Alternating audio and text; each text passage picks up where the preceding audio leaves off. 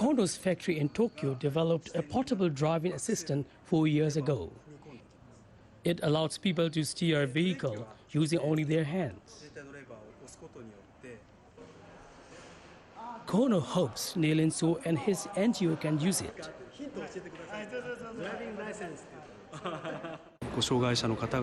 People with disabilities are forming a group of their own, striving to move on with their lives. This device may help people overseas for the first time.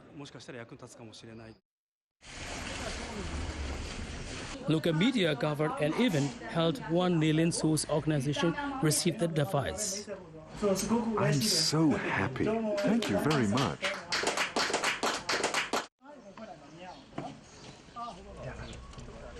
Kono fits the device inside the car. A manual lever controls the accelerator and the brakes.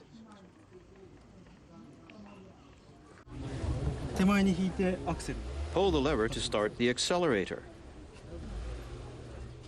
And this is how you apply the brakes.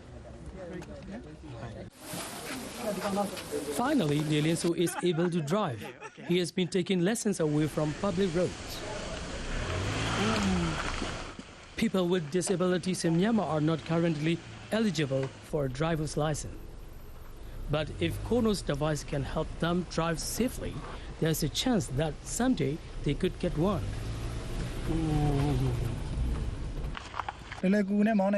Driving was easy and fun. I'm confident I can do it. Once I get a driver's license, I'll be able to encourage society to change how they think about disabled people. Nelinso plans to launch a taxi company that people with wheelchairs can use, and he will hire drivers with lower body disabilities. His efforts could help bring the benefits of Myanmar's economic growth to a segment of society that had been left behind. Tiyatwe, NHK War, Yangon.